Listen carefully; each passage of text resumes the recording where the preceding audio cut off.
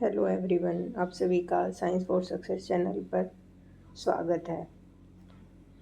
आज की क्लास में हम करेंगे क्लास 9th का सेकंड चैप्टर बायोलॉजी का cell the building block of life के क्वेश्चन आंसर प्रैक्टिस करेंगे। काफ़ी सारे क्वेश्चन हैं, हम सभी क्वेश्चंस को पढ़ते हैं, डिटेल से करेंगे। फर्स्ट क्वेश्चन जो आपका है, please scientist coined the term cell after observing cork slices. कौन से साइंटिस्ट थे जिन्हें फर्स्ट टाइम सेल को ऑब्जर्व किया? तो आपके पास 4 ऑप्शन है, उसमें से आपको बताना है कि कौन सा सही है। तो फर्स्ट टाइम किसने सेल को डिस्कवर किया था? रॉबर्ट हुक ने। उन्होंने क्या ऑब्जर्व किया था? जो 1665 में उन्होंने सेल को ऑब्जर्व किया था। उन्होंने फर्स्ट टाइम क्या ऑब्जर्व किया था? जब उन्होंने कोक को स्लाइस को माइक्रोस्कोप के नीचे रखा था तो उन्हें कुछ small boxes like structure appear हुए थे, उसके अंदर कुछ स्मॉल रूम लाइक स्ट्रक्चर। तो उन स्ट्रक्चर्स को उन्होंने सेल का नाम दिया था। तो फर्स्ट साइंटिस्ट थे रॉबर्ट हुक, उन्होंने सेल्स को ऑब्जर्व किया था। नेक्स्ट क्वेश्चन है आपका, the rigid cell wall of plant cell is primarily composed of which macromolecule. जो प्लांट सेल की सेल वॉल होती है वो किस मैक्रोमोलिक्यूल से मिलकर बनी होती है? प्लांट की सेल होती क्या है? प्लांट की सेल एक स्ट्रॉन्ग आउटर कवरिंग होती है जो क्या प्रोवाइड करती है? वॉल को सेफ सपोर्ट प्रोवाइड करती है और प्रोटेक्शन प्रोवाइड करती है प्लांट सेल को। और वो सेल वॉल किससे मिलके बनी होती है? सेलुलोज से। Plant cell wall made up of cellulose. Cellulose क्या होता है? एक कॉम्प्लेक्स कार्बोहाइड्रेट होता है। और क्या करता है ये? सेलुलोज वॉल को रिजिड और टफ बनाने में मदद करता है। इसलिए कौन सा मैक्रोमोलिक्यूल है? सेलुलोज। नेक्स्ट क्वेश्चन है, in which chemical form does the mitochondria release energy for cellular activities. कौन सा केमिकल फॉर्म करता है? माइटोकॉन्ड्रिया एनर्जी रिलीज करता है सेलुलर एक्टिविटीज के लिए। तो क्या होता है माइटोकॉन्ड्रिया? क्या होता है माइटोकॉन्ड्रिया? होता है power house of the cell. जो फूड होता है, माइटोकॉन्ड्रिया क्या करता है? जो फूड होता है उसको ब्रेक डाउन करके एनर्जी रिलीज करता है। और वो एनर्जी किसकी फॉर्म में स्टोर होती है? फिर एटीपी की फॉर्म में। तो इसका आंसर है एटीपी। एटीपी की फॉर्म में कैसे स्टोर होती? एटीपी होती क्या है? Adenosine triphosphate. एटीपी को क्या बोलते हैं? Energy currency of the cell होता है, क्योंकि ये सेल यूज़ करती है एनर्जी को और सभी एक्टिविटी के लिए एटीपी को एनर्जी के रूप में। तो ये इसका आंसर आएगा एटीपी। नेक्स्ट क्वेश्चन है हमारा, which cell organelle contain powerful digestive enzyme and is also known as a suicide bag. First term तो यही इम्पोर्टेंट है कि कौन सी ऑर्गेनली है जो सुसाइड बैग के नाम से जानी जाती है। तो कौन सी है? Lysosomes also known as suicide bag. Lysosome क्या करता है? डाइजेस्टिव एंजाइम को कंटेन करता है। लाइसोसोम जो डाइजेस्टिव एंजाइम्स होते हैं उनको कंटेन करता है ये। और ये एंजाइम क्या करते हैं? जो वेस्ट मटेरियल होता है ना उसको डाइजेस्ट करने में हेल्प करते हैं। जो लाइसोसोम कंटेन करता है डाइजेस्टिव एंजाइम, वो एंजाइम जो वेस्ट मटेरियल होता है और डैमेज सेल पार्ट होते हैं उनको डाइजेस्ट करने में हेल्प करता है। लाइसोसोम बर्स्ट हो जाएगा, एंजाइम डाइजेस्ट नहीं होंगे सेल के, तो लाइसोसोम, इसीलिए लाइसोसोम को क्या बोला जाता है? Suicide bag. Next question, which of the following pair of organelles contain their own DNA and ribosomes? कौन सी ऑर्गेनली होती हैं जिनका खुद का डीएनए और राइबोसोम होता है? तो इसमें कौन सी होगी? 4 ऑप्शन है आपके सामने, इनमें से देखो आप, माइटोकॉन्ड्रिया एंड प्लास्टिड, मैंने साथ साथ आंसर दे रखे हैं, तो आपको तो ऐसे ही पता भी चल जाएगा आंसर है। तो माइटोकॉन्ड्रिया और प्लास्टिड्स होते हैं जिनके पास खुद के राइबोसोम और न्यूक्लियस होता है।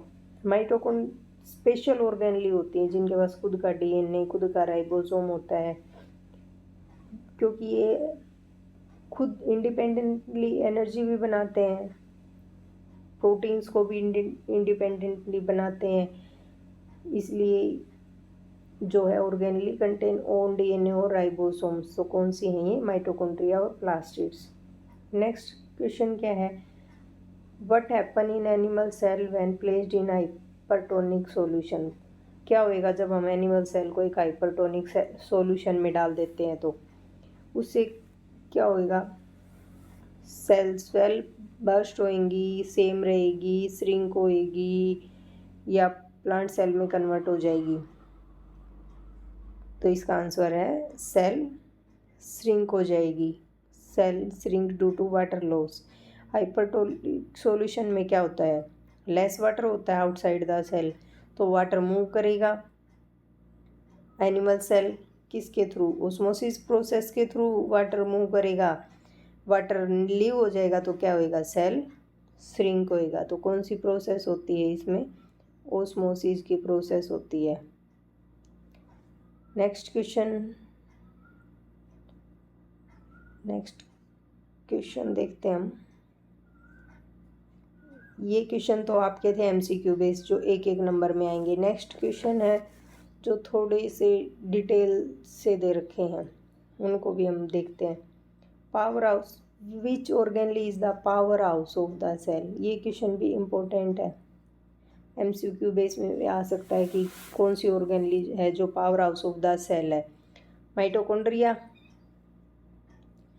Mitochondria power house of the cell होता है, क्योंकि ये खुद की एनर्जी को प्रोड्यूस करता है, और वो किसकी फॉर्म में होती है? जो एनर्जी होती है वो कन्वर्ट हो जाती है एटीपी की फॉर्म में। जो फूड है वो एटीपी एनर्जी प्रोड्यूस करता है। फिर क्या होता है? सप्लाई एनर्जी करता है। माइटोकॉन्ड्रिया क्या होता है? एनर्जी कन्वर्ट करता है पहले तो एनर्जी को, फिर वो क्या करता है? जो सेल है उनको एनर्जी प्रोवाइड करता है। इसीलिए क्या बोला जाता है इसको? Power house of the cell, क्योंकि सभी सेल्स को एनर्जी प्रोवाइड करता है। What is the energy currency of the cell? Energy currency of the cell क्या होता है? Adenosine triphosphate, ATP. ATP act as the cell energy currency. ATP क्या होता है? जो करेंसी के रूप में यूज़ होता है। एटीपी स्टोर होता है और ट्रांसफ़र होता है एनर्जी का सेल के अंदर। एटीपी का क्या होता है? स्टोर होता है और ट्रांसफ़र होता है, और ये सभी एक्टिविटी में काम आता है। जैसे एनर्जी सभी एक्टिविटी में काम आती है, मूवमेंट में, ग्रोथ में, ट्रांसपोर्ट में। तो सेल्स हैं जो अपनी एनर्जी का कहाँ प्रयोग करते हैं? ग्रोथ में भी करते हैं, मूवमेंट में भी करते हैं, ट्रांसपोर्ट में भी करते हैं। इसीलिए एटीपी को क्या बोला जाता है? Energy currency of the cell. Name 2 organelle that contain their own genetic material and ribosome. कौन सी 2 ऑर्गेनली हैं? अभी हमने पढ़ा भी था। कौन सी हैं? माइटोकॉन्ड्रिया और प्लास्टिड्स। ये हमने अभी एमसीक्यू में भी पढ़ा था। इनके पास खुद का डीएनए और राइबोसोम होता है, और ये सम प्रोटीन्स को इंडिपेंडेंटली बनाते भी हैं। प्लास्टिड फाउंड प्लांट्स में होता है। क्लोरोप्लास्ट कहाँ मिलता है हमें? प्लांट सेल्स में। नेक्स्ट है आपका question, which organelle is also known as the suicide book. ये सभी क्वेश्चंस लगभग आपके एमसीक्यू भी में थे। अभी मैंने इनके आंसर्स लिख रखे हैं, तो आप अपनी नोटबुक्स में इन्हें कर भी सकते हैं। सुसाइड बैग के नाम से कौन सी ऑर्गेनली होती है? लाइजोसोम, क्योंकि उनके पास खुद के डाइजेस्टिव एंजाइम होते हैं। Can destroy it own cell, it damage digest waste material, damage organelles. इसीलिए इनको क्या बोलते हैं हम? Suicide bags. Name the organelle known as the kitchen of the cell. कौन सी ऑर्गेनली होती है जिसको हम किचन ऑफ द सेल बोलते हैं? वो क्या होती है? क्लोरोप्लास्ट। क्लोरोप्लास्ट क्या करती है? क्लोरोप्लास्ट कंटेन करता है क्लोरोफिल को, और ये क्या करता है? फूड बनाने में हेल्प करता है क्लोरोफिल। फोटोसिंथेसिस की प्रोसेस होती है वो किसकी प्रेजेंस में होती है? क्लोरोफिल और सनलाइट की प्रेजेंस में होती है, तभी तो फूड बनता है ग्लूकोज की फॉर्म में। तो फूड बनाने में इसीलिए इसको क्या बोलते हैं? Kitchen of the cell. जो खाना बनाने में मदद करता है उसको कौन सी सेल होती है? जो किचन ऑफ द सेल होती है। जो अगर हम आम भाषा में बोलें तो खाना खाना किचन में ही बनता है, तो क्लोरोप्लास्ट होती है। Which macro molecule compose the plant cell wall. Macro molecule क्या होता है? इसमें दे रखा है मैक्रो मॉड्यूल। मैक्रो मॉड्यूल का क्या मतलब होता है? ये एक लार्ज कॉम्प्लेक्स पॉलीमेरिक कंपाउंड होता है जो किससे मिलके बना होता है? लार्ज कॉम्प्लेक्स पॉलीमेरिक कंपाउंड होता है जो मिलके बना होता है कार्बोहाइड्रेट से और फिनोलिक कंपाउंड से मिलके बना होता है। मैं फिनोलिक्स मिलके बना होता है। ये क्या प्रोवाइड करता है? मैकेनिकल स्ट्रेंथ प्रोवाइड करता है, शेप प्रोवाइड करता है और प्रोटेक्शन प्रोवाइड करता है प्लांट सेल को। मैक्रोमोलिक्यूल होता है जो, तो macromolecule compose the plant cell wall. किससे मिलके बना होता है ये? सेलुलोज। ये दे रखा है इसका, the plant cell wall is primary made up of cellulose. Cellulose क्या करता है? जो सेल वॉल होती है उसको स्ट्रेंथ प्रोवाइड करता है, शेप प्रोवाइड करता है। वही मैंने बताया था ना, शेप, स्ट्रेंथ, प्रोटेक्शन प्रोवाइड करता है सेल को सेलुलोज। और जो प्लांट सेल होती है उसकी सेल वॉल किससे मिलके बनी होती है? सेलुलोज से मिलके बनी होती है सेल वॉल। Next question. ये क्वेश्चन आपके आएंगे 2 to 3 मार्क्स के लिए इम्पोर्टेंट है। 2 to 3 मार्क्स के लिए ये क्वेश्चन आंसर है। Why the plasma membrane called as a selectively permeable membrane. Plasma membrane को सिलेक्टिवली परमिएबल मेम्ब्रेन क्यों बोलते हैं? क्योंकि वो क्या करती है? अलाउ करती है सर्टेन सब्सटेंस को पास थ्रू करने में। प्लाज्मा मेम्ब्रेन क्या किस में मदद करती है? कुछ सब्सटेंसेस होते हैं उनके मूवमेंट में हेल्प करती है। प्लाज्मा मेम्ब्रेन क्या किसके लिए हेल्पफुल है? ये यूजफुल सब्सटेंस होते हैं जो उनकी एंट्री करवाती है सेल के अंदर, और जो हार्मफुल अननेसेसरी सब्सटेंस होते हैं ना, उनको क्या करती है? ब्लॉक करती है, उनको सेल के अंदर एंट्री नहीं करने देती। इसीलिए इसको क्या बोलते हैं? Selectively permeable membrane. आंसर क्या दिया हुआ है? The plasma membrane control the movement of substances into the and out of the cell. It selectively allow entry and exit of specific molecule while blocking others। जो harmful substance होते हैं उनको क्या करती है? ब्लॉक भी करती है, सेल के अंदर नहीं आने देती, और जो यूजफुल सब्सटेंस है उनको सेल के अंदर एंट्री करने में मदद करती है। इसलिए इसको क्या बोलते हैं? Selectively permeable membrane. मेनली क्या करती है? कंट्रोल के किस चीज़ को कंट्रोल करती है अगर हम पूछें तो? एंट्री और एग्जिट को, एंट्री को भी और एग्जिट को भी, दोनों को ही कंट्रोल करती है। नेक्स्ट क्वेश्चन है, what is the difference between diffusion and osmosis process. Diffusion और ऑस्मोसिस की प्रोसेस क्या होती है? डिफ्यूजन क्या होता है? फर्स्ट तो डिफ्यूजन ही होता है, पार्टिकल्स का मूवमेंट होता है, वो हाई कंसंट्रेशन से लो कंसंट्रेशन की तरफ होता है।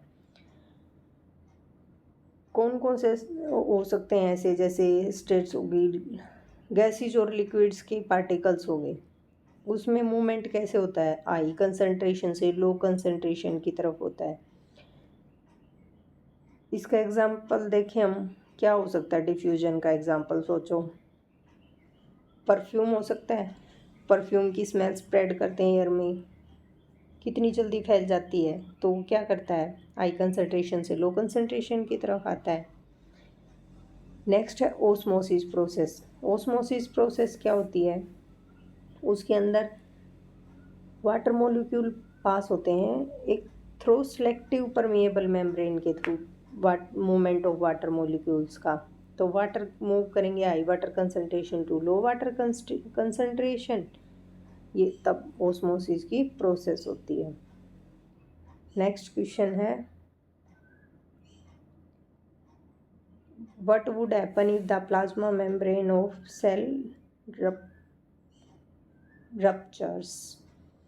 क्या होएगा अगर प्लाज्मा मेम्ब्रेन है वो रप्चर हो जाए तो? ये क्वेश्चन है। तो प्लाज्मा मेम्ब्रेन क्या करती है? कंट्रोल करती है मूवमेंट का। अभी हमने पढ़ा था प्लाज्मा मेम्ब्रेन क्या करती है? कंट्रोल करती है मूवमेंट ऑफ सब्सटेंस का out of the in and out, control करती है एग्जिट को और एंट्री को। अगर ये रप्चर हो जाएगी तो क्या होगा? सेल के अंदर जितना भी कंटेंट है वो लीक हो जाएगा। जो हार्मफुल सब्सटेंस हैं वो उनको पहले ब्लॉक करती है अंदर आने से, वो भी अंदर एंटर कर जाएंगे, फिर सेल अपनी सेफ और प्रोटेक्शन का लॉस कर देगी, तो सेल प्रॉपरली फंक्शन होएगा ही नहीं, सेल डाई हो जाएगी।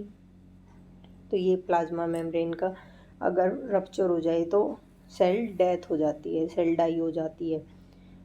Membrane rupture, the interprotoplasmic content will split in surrounding medium. The cell will lose its structure integrity and die because no longer regulate chemical traffic. वही बात है ना, हार्मफुल सब्सटेंस एंटर होंगे तो सेल अपनी safe protection loss कर देगी, जिसकी वजह से क्या होगा? फंक्शन नहीं होगा प्रॉपरली, तो सेल डेथ हो जाएगी, तो loss of protection. Next question है, what would happen to cell without a Golgi apparatus? क्या होएगा अगर सेल के पास गोल्जी अपरेटस ही ना हो तो? गोल्जी अपरेटस किस में हेल्प करते हैं? Packaging and transport of material stop हो जाएगा। अगर सेल के पास गोल्जी अपरेटस नहीं होगा तो पैकेजिंग का काम भी नहीं होगा, ट्रांसपोर्ट का काम भी नहीं होगा। गोल्जी अपरेटस क्या होते हैं? Modified package and transport proteins other material, packaging का काम करते हैं, प्रोटीन का ट्रांसफ़र करने का काम करते हैं अदर मटेरियल्स को। अगर ये नहीं होंगे तो क्या होगा? मटेरियल पैक ही नहीं होएगा प्रॉपरली। अगर गोल्जी अपरेटस नहीं होंगे सेल के पास तो पैकेजिंग का काम ही नहीं होएगा, लाइजोसोम भी नहीं बनेंगे, सेल मेम्ब्रेन जो होती है वो रिपेयर भी नहीं होगी, तो cell can not proper work, तो सेल प्रॉपर काम भी नहीं करेगी। तो गोल्जी बॉडी क्या होते हैं ये? गोल्जी अपरेटस क्या होता है? सेल का पैकेजिंग सेंटर होता है, ये पैकेजिंग सेंटर होता है, पैकेजिंग सेंटर होता है सेल का।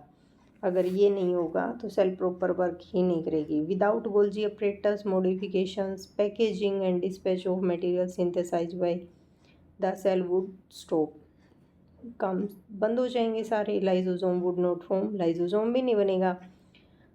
ब्रोकन सेलुलर मेम्ब्रेन को नॉट रिपेयर वो भी रिपेयर नहीं होगी। नेक्स्ट हम देखते हैं क्वेश्चन, ये है आपके लॉन्ग क्वेश्चंस के हिसाब से। ये क्वेश्चन आपके 4 to 5 मार्क्स में भी आ सकते हैं, ये लॉन्ग क्वेश्चंस है। 4 to 5 मार्क्स में भी आ सकते हैं, कुछ 2 नंबर में भी, 3-4 मार्क्स में भी आ सकते हैं क्वेश्चन। मेनली तो लॉन्ग क्वेश्चन ही हैं। क्या होता है difference between prokaryote cell and eukaryote cell? Prokaryote cell क्या होती है? यूनिसेलुलर। यूकैरियोट सेल क्या होती है? यूनिसेलुलर और मल्टीसेलुलर। सेल साइज क्या होता है? प्रोकैरियोट का होता है 0.2 से 2.0 माइक्रोमीटर इन डायामीटर, और यूकैरियोट क्या होते हैं? 10 micrometre to 100 micrometre in diameter. इसका मतलब क्या होगा? जो प्रोकैरियोट हैं वो साइज में क्या होंगी? स्मॉल होएगी, और जो यूकैरियोट है वो साइज में क्या होगी? लार्ज होएगी। अच्छे से लिख देती हूँ मैं, ये क्या होएगी? साइज में लार्ज होएगी।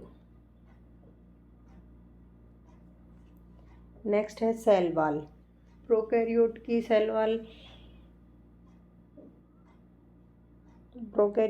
सेल वॉल किससे मिल के बनी होती है?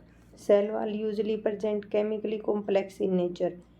ये यूजली प्रेजेंट होती है तो क्या होता है? केमिकल कॉम्प्लेक्स इन नेचर होती है ये। When present chemically simple in nature, ये किस में होगी? सिंपल नेचर में प्रेजेंट होगी। न्यूक्लियस क्या होता है? प्रोकैरियोट में क्या होता है? अब्सेंट होता है। Instead they have nucleoid region in the cell. Nucleoid region कुछ स्पेसिफिक रीजन में प्रेजेंट हो, अदरवाइज न्यूक्लियस क्या होता है? अब्सेंट होता है प्रोकैरियोटिक सेल में। यूकैरियोटिक सेल में क्या होता है? प्रेजेंट होता है। राइबोसोम क्या होते हैं? प्रेजेंट होते हैं। Small in size and spherical in shape. Prokaryote में क्या होते हैं? राइबोसोम स्मॉल होते हैं और स्पेरिकल शेप में होते हैं। यूकैरियोट में क्या होता है? Present comparatively larger in size and linear in shape. इसमें क्या होते हैं? यूकैरियोट में लार्जर साइज के होते हैं।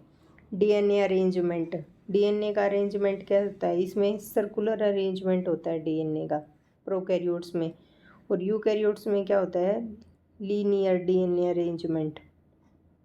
माइटोकॉन्ड्रिया क्या होता है? माइटोकॉन्ड्रिया प्रोकैरियोट में अब्सेंट होता है, यूकैरियोट्स में प्रेजेंट होता है। एग्जाम्पल क्या है? प्रोकैरियोट सेल का क्या एग्जाम्पल होएगा? प्रोकैरियोट सेल में एग्जाम्पल होंगे बैक्टीरिया। प्रोकैरियोटिक सेल का एग्जाम्पल होएगा बैक्टीरिया। और यूकैरियोटिक सेल का एग्जाम्पल क्या होएगा? Plant and animal